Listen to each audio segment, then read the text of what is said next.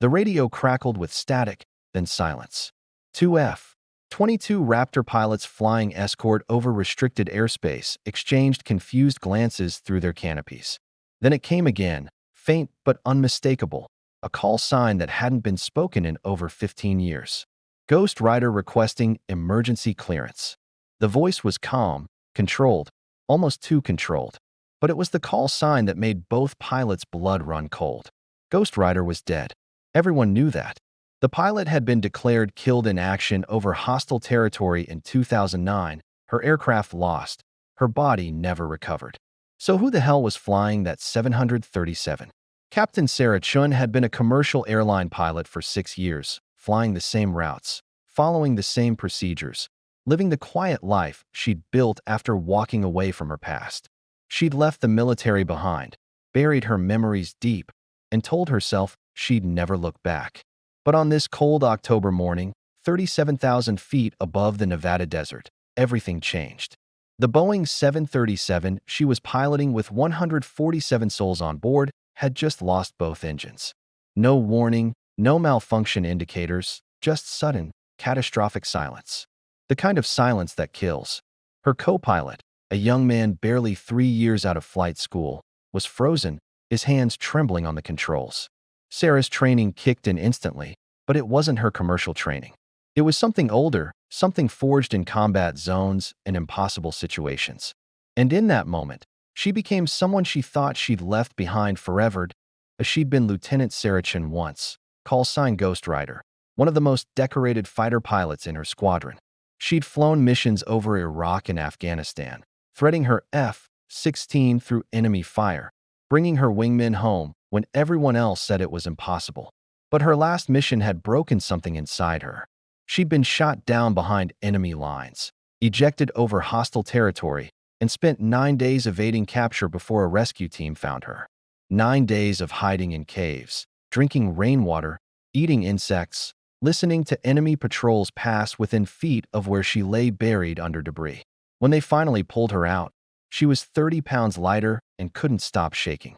The military called her a hero, gave her medals, put her on recruitment posters. But Sarah couldn't fly fighters anymore. The cockpit felt like a coffin. So she'd walked away, changed her life, became someone safe, someone ordinary. Until today, the 737 was dropping fast, losing altitude at nearly 2,000 feet per minute. Standard procedures weren't working. Her co-pilot was on the radio, voice cracking, calling Mayday to air traffic control.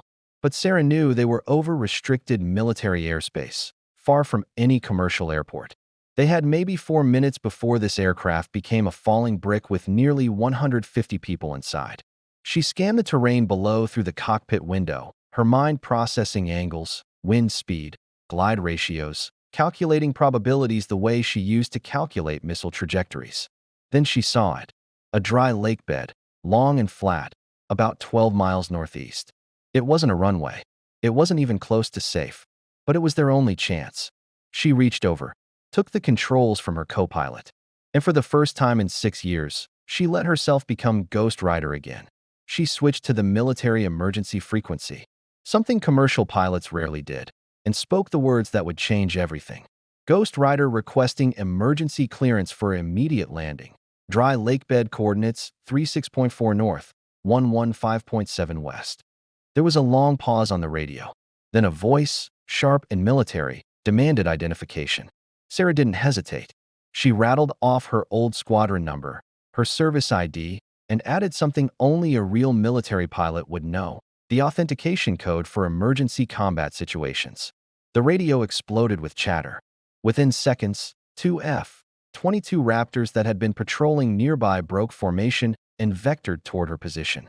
The lead pilot's voice came through, younger than she expected, filled with disbelief. Ghost Rider, confirm identity. Ghost Rider is listed as Kia 2009. Sarah's jaw tightened. She didn't have time for this. Ghost Rider alive and flying commercial. I have 147 passengers, no engines, and about 3 minutes to put this bird down. I need that airspace cleared now. The F-22 pilots appeared off her wingtips like guardian angels, their sleek fighters dwarfing her massive commercial jet. She could see them clearly now, close enough to make eye contact through the glass. The lead pilot gave her a sharp salute, then peeled off to clear the airspace ahead. The second Raptor stayed with her, matching her descent, a silent wingman just like the old days.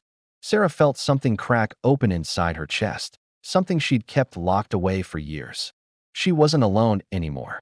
She brought the 737 down in a controlled glide, fighting every instinct that screamed this was impossible. The lakebed rushed up to meet them, hard and unforgiving.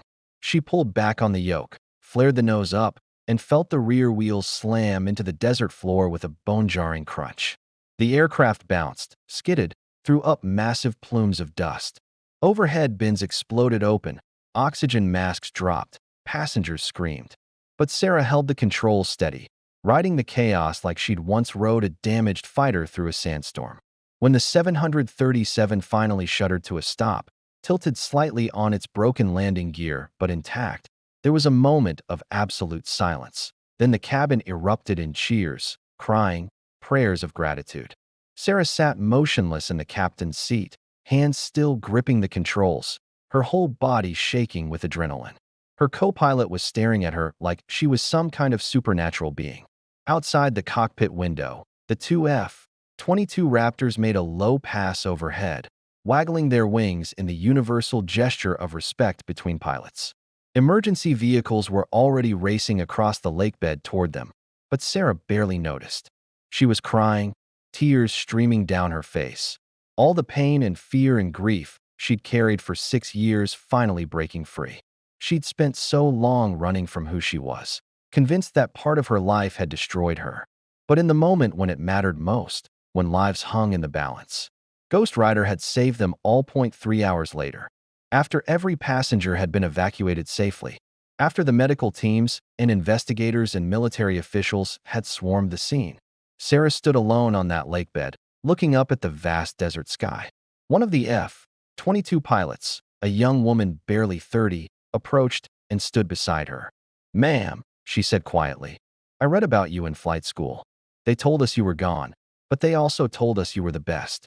Today, you proved them right on both counts."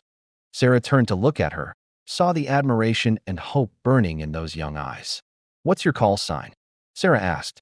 The young pilot smiled. "Revenant, ma'am. It means someone who returns from the dead." Sarah laughed then, really laughed, for the first time in years. Maybe Ghost Rider hadn't died in that desert all those years ago. Maybe she'd just been waiting for the right moment to come home. And maybe, just maybe, being a hero wasn't about the uniform you wore or the aircraft you flew. It was about showing up when people needed you most, even when you thought you had nothing left to give. Could there be a more perfect ending than discovering your greatest strength was never really gone? It was just waiting for the moment you'd need it most?